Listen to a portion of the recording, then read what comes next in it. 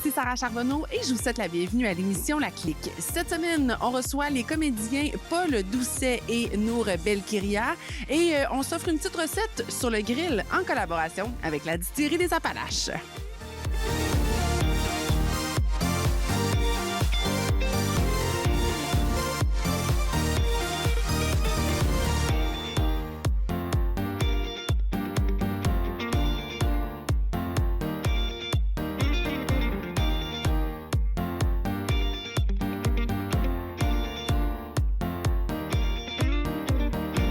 Il y a quelques semaines à Québec, le comédien Paul Doucet était de passage en spectacle du côté de l'Anglicane plus précisément.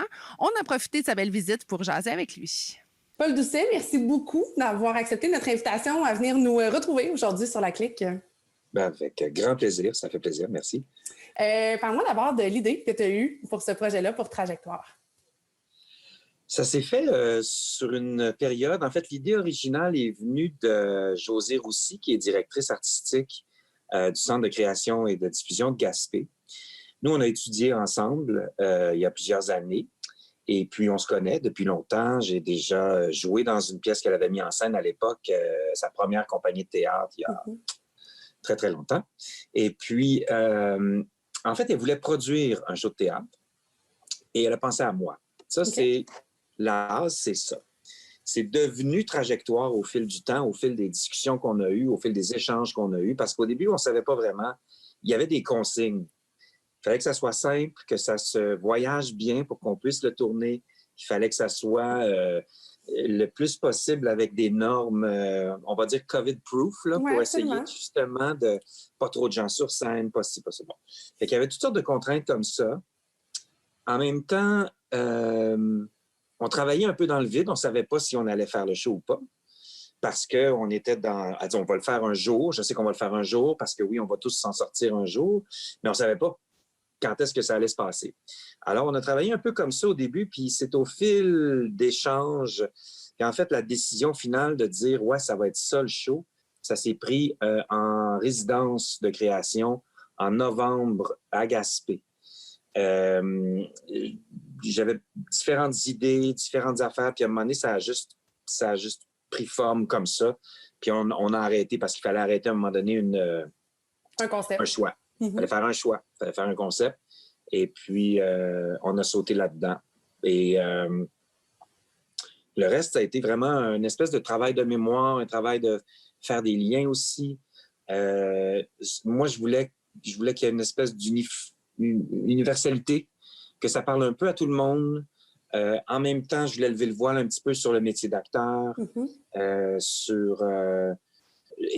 et sur mes inspirations premières. Qu'est-ce qui a fait que j'ai décidé de faire ce métier-là à l'origine? On remonte à l'enfance. Je suis pas du genre, moi, à 8 ans, je savais que je voulais faire ce métier-là. Là, c'est pas ça. Mais il y a eu des petites graines qui ont été semées dans mon cœur à différents moments de ma vie. Fait que j'amène ça aussi sur le plateau. Fait que c'est un peu tout ça. Il y a des plaisirs coupables aussi, personnages que j'ai pas joué, que j'aurais aimé jouer. Je me donne ce trip-là. Et c'est en mouvement. T'sais, une trajectoire, c'est pas juste un regard vers l'arrière. Ça se veut en mouvement. Je termine le show en parlant de quelque chose que je viens juste de faire, qui est nouveau dans ma carrière, que j'avais jamais fait avant. Je fais un lien avec ça et des bonheurs d'enfants. Fait que c'est fascinant pour ça. Puis moi-même, j'ai redécouvert des sens à certains souvenirs que j'ai mis ensemble, tu sais, puis qui ont fait OK, ça rebondit dans le temps là. Puis ça fait qu'aujourd'hui, je peux faire, tu sais. Fait que c'est assez intéressant comme exercice. Un processus. Bien, effectivement, on va parler de ton équipe dans quelques instants, mais j'entends un processus très, très introspectif quand même, parce que traditionnellement, au théâtre, on interprète un personnage, that's it, that's all, on se met, oui, dans la peau et tout, mais là, on parle de tes mémoires, tes expériences. Tu l'as dit, des pièces qui ont été importantes pour toi, tant dans ta définition d'acteur que, ben moi, ça m'aurait tenté de le faire, ce personnage-là, donc je me gâte. Donc, quand même, c'est pas une interprétation non plus qui est traditionnelle pour le métier que tu as. Non, effectivement. Puis il y a beaucoup de ça sur scène. C'est ce qu'on se fait dire aussi pas mal par les gens qui le voient. Tu sais, ils disent on s'attendait pas à ça. Il y a des décrochages aussi. Je me mets vraiment en position où c'est moi, je jase, je parle avec les gens et je me mets en scène tout d'un coup dans un rôle extrêmement dramatique. Puis j'en ressors, puis j'en jase. Fait que c'est un peu particulier pour le public. Puis honnêtement, j'ai jamais eu cette réflexion-là de me dire on est en train de faire quelque chose d'unique. T'sais. Mais c'est quand même cette impression-là qu'on a. Là. C'est pas commun. Puis on s'en rend compte par ce que les gens nous disent. C'est vraiment c'est un objet un peu hétéroclite, c'est un peu étrange. Mais c'est super intéressant. Je me souviens, j'en parlais avec mon fils à un moment donné qui a 15 ans, puis il dit c'est quoi? C'est comme un genre de TED. Parce que il y avait quelque chose. J'ai dit non, c'est pas une conférence, mais en même temps, oui, il y a un petit peu là-dedans de voici comment cela. Un hommage aussi au métier d'acteur, là. Ben, c'est ça, un hommage aussi au métier, comment ça se passe, dans l'aspect formation aussi. Donc, il y a un petit côté quand même, je vais dire, qui va venir informer le spectateur sans, tout en ce que ça restant justement de l'art puis que ça reste du théâtre, mais il y a quelque chose quand même de ta carrière puis de toutes ces dizaines d'années de carrière quand même, là. Tu sais, ça fait pas 2 ans que tu es dans le métier, entre toi et moi, là. Non, ça fait beaucoup trop de temps. Mais non. Ça fait longtemps, ça fait quoi? On est en quoi? 2021, ça fait 26 ans, 27 ans. Wow. Ouais. Alors, un beau travail, justement, qui va venir nous plonger dans ton métier. Ça veut aussi un hommage, je pense, au métier de comédien, d'acteur en général. Hein? Tu parles de la réaction des gens jusqu'ici. Quels commentaires ressortent pour les prestations que vous avez données un peu partout en province? Qu'est-ce que le public vous partage? À toi et ton équipe, je dis vous, pas parce que je te vous vois, mais à toi et ton équipe. Non. Oui, écoute, on a...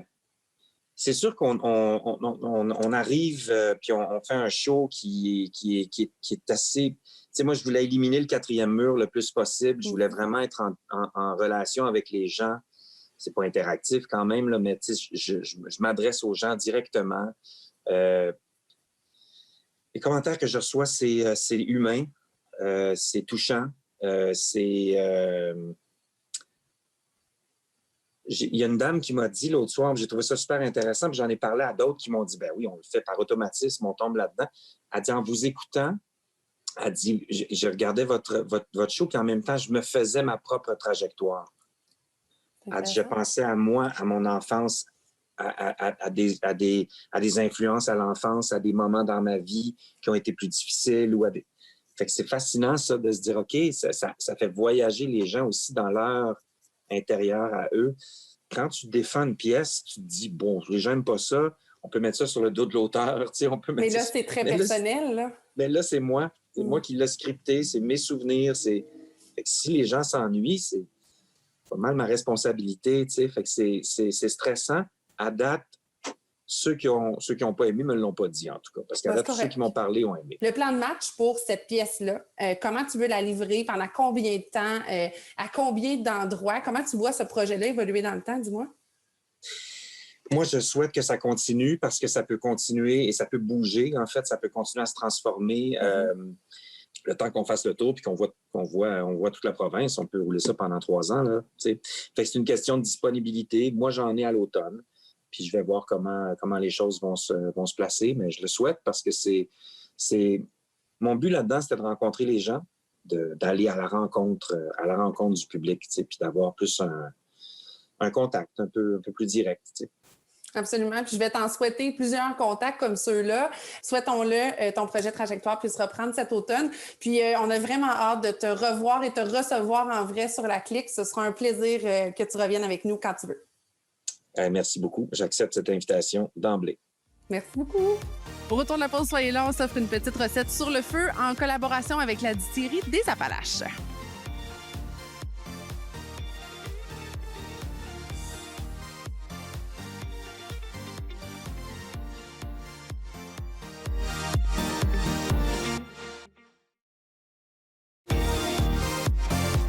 encore une fois cette semaine sur La Clique, on s'offre une belle recette sur le feu en collaboration avec la distillerie des Appalaches. De quoi vous donner faim pour ces chaudes soirées d'été. Salut tout le monde, je m'appelle Sylvain Boudreau, chef au restaurant Madame Chose à Québec. Aujourd'hui, on cuisine avec la distillerie des Appalaches.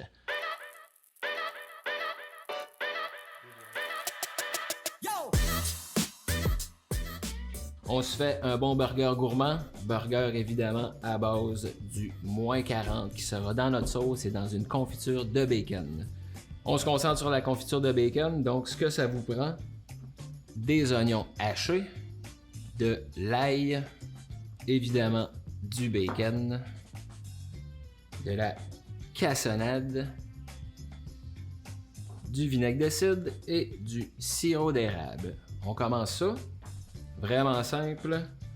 Dans un chaudron, on va commencer par faire revenir notre bacon, nos oignons et l'ail ensemble. Donc on met tout ça dans notre chaudron. Évidemment, on n'ajoute pas d'huile. Le bacon est déjà assez gras de même. On met ça tout ensemble. Le bacon, les oignons, notre ail.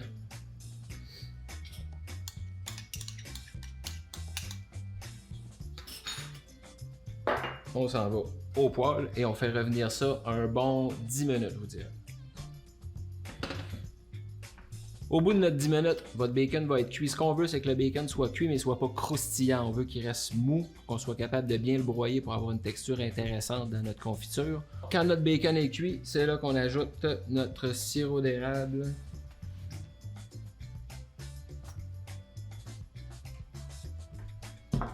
Le vinaigre de cidre.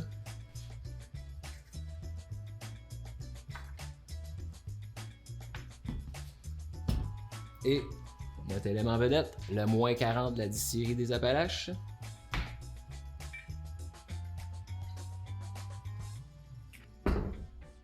On laisse ça mijoter tout doucement, je vous dirais, un bon 20 minutes. Ce qu'on veut, c'est que tout compote ensemble, ça va ressembler à une compote. Le bacon va avoir changé de couleur. Lorsque c'est prêt au bout du 20 minutes, on va broyer ça, soit à la girafe, au pied mélangeur, ou si vous avez le luxe d'avoir un Thermomix, on le passe au Thermomix, c'est encore mieux. On veut quand même garder des petits morceaux de bacon pour avoir une texture intéressante. Ensuite de ça, c'est presque l'heure du montage. On a besoin de champignons sautés. J'ai fait un mélange de shiitake et de champignons blancs, champignons de Paris, du fromage fumé. Ça peut être un Oka, un Gouda. Il y a plein de fromageries au Québec qui font des fromages fumés. Ça va vraiment venir chercher un peu le côté boisé du moins 40. On s'est préparé une petite mayonnaise. La recette sera sur les réseaux sociaux, inquiétez-vous pas. Mayonnaise romarin, moins 40 et sirop d'érable. Et un bon pain brioché qu'on va faire juste griller. Donc, pour le montage.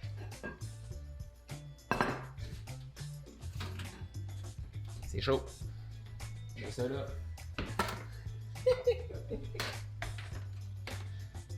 On a notre pain brioché.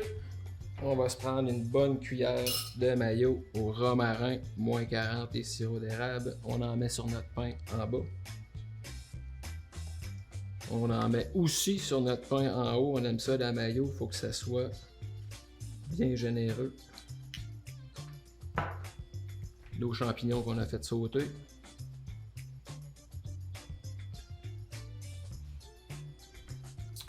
Notre galette. La confiture de bacon. Encore une fois, on est généreux, on aime ça le bacon. Gênez-vous pas. L'intérêt avec cette confiture-là, c'est qu'elle est vraiment polyvalente. Vous pouvez la prendre avec un burger. Ça peut être un accompagnement pour une grillade, une bonne bavette. Même avec des pétons, c'est excellent. Donc quand vous en faites, faites-en plus que pas assez. Ça se garde très bien au frigo.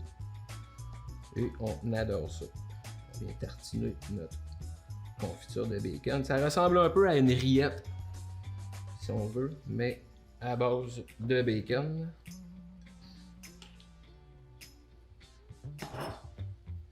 Notre fromage fumé. À cette étape-là, on pourrait le remettre un peu dans le four pour faire fondre le fromage, ça serait encore mieux. Et on peut se rajouter un peu de champignons. C'est bon, les champignons, on aime ça. On stoppe ça avec notre pain. Aussi simple que ça.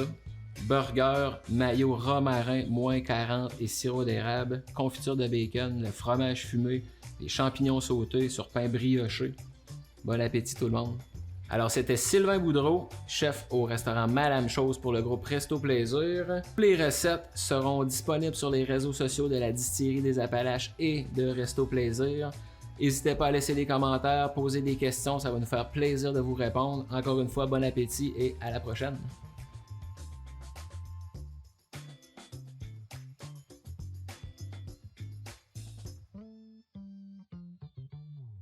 Au retour de la pause, soyez là, ma collègue Rania s'entretient avec la comédienne Nour Belkiria.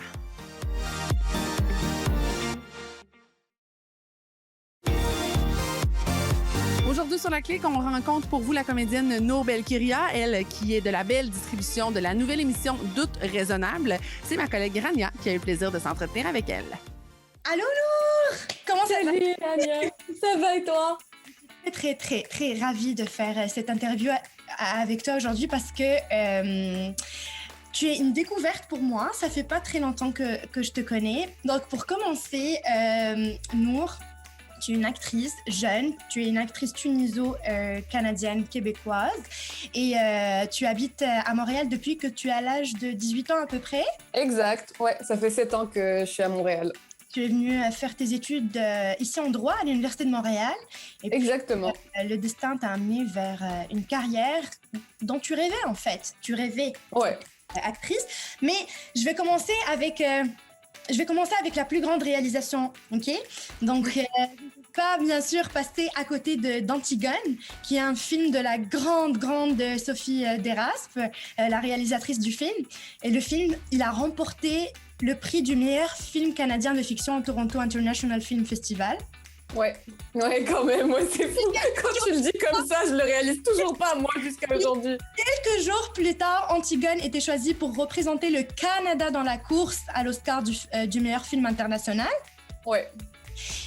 Et c'est le premier film que tu joues dans ta vie, hein? Oui. Mais je suis une bonne journaliste, j'ai fait une bonne recherche, je sais, les informations sont bonnes. Ouais, non, c'est vrai. Et puis en plus, tu as eu le prix de la meilleure actrice de second rôle.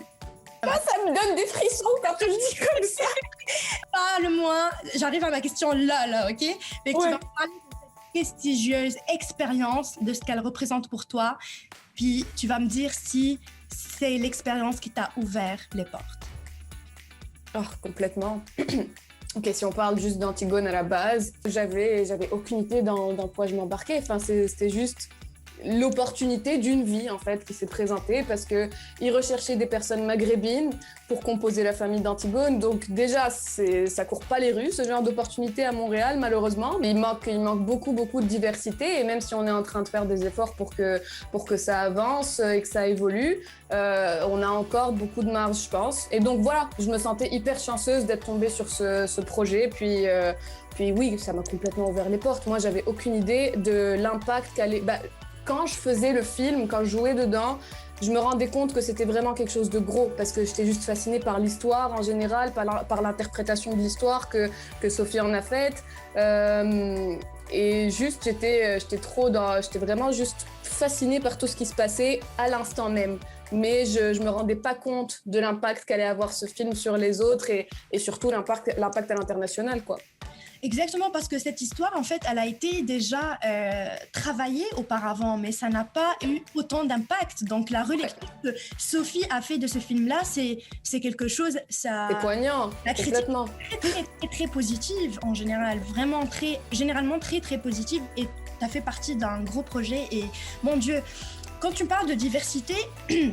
C'est super important, c'est un point qui est très abordé en ce moment et c'est fou parce que tu arrives de la Tunisie pour faire tes études et tu t'intègres dans la société québécoise et tu as un coup de chance et tu fais partie d'une grande réalisation comme ça, mais en même temps, tu sais c'est quoi aussi les problèmes de diversité. Alors, comment tu vois, et tu me dis oui, on est en train de travailler là-dessus, c'est vrai que c'est un problème existant ici à Montréal et même dans d'autres pays.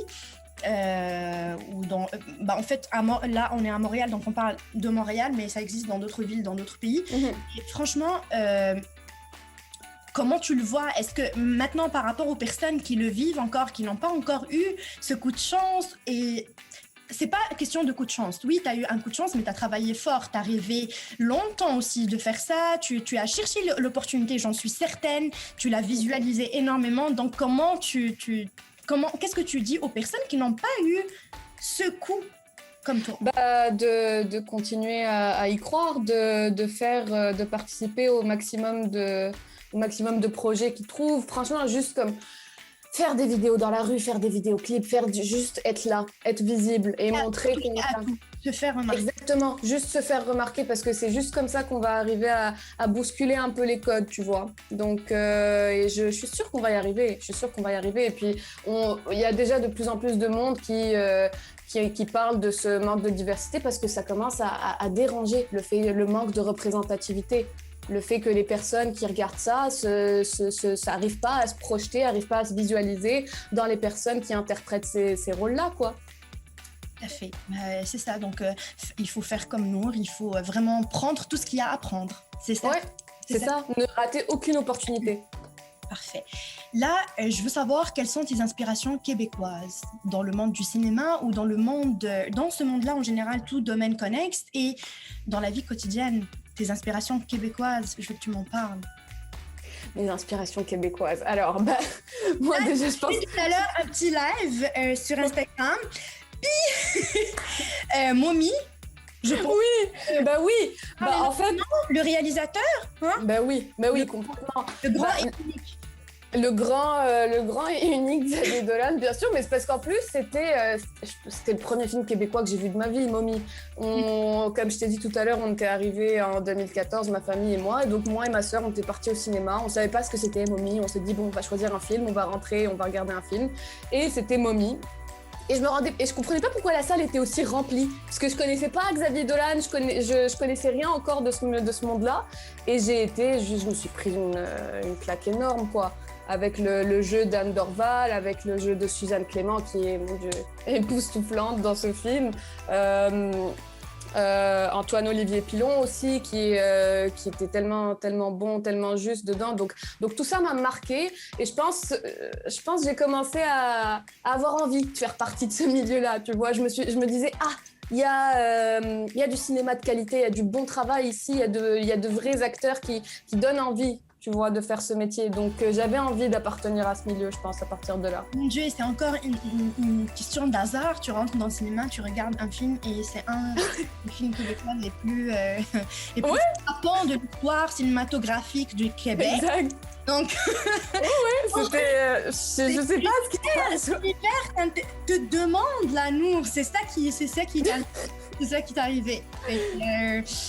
Mais ouais. Alors, si Nour, elle a quelque chose à dire aux Québécois qui la suivent aujourd'hui puis qui sont fascinés par son travail et qui veulent la voir encore dans la télé québécoise puis dans le cinéma québécois. Je dirais merci. Merci de croire en moi, merci de me donner cette opportunité de montrer encore de quoi je suis capable. J'espère que vous allez continuer à apprécier mon travail et voilà, j'espère ne pas vous décevoir. Franchement, merci énormément Nour pour d'avoir accordé du temps à la clique et Télémac pour cette interview. Je te remercie du fond du cœur. Moi, je t'invite à partager avec nous tes nouvelles, de venir me donner des exclusivités parce que je suis ta journaliste préférée. Oui, merci. Rania, merci pour l'invitation. Merci, vraiment, c'était tellement un plaisir de te rencontrer, de faire ça avec toi. J'ai hâte à la prochaine.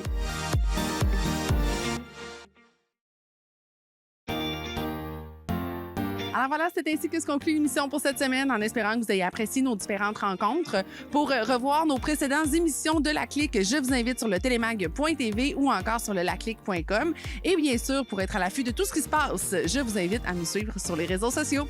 Quant à moi, je vous retrouve la semaine prochaine. Bye tout le monde!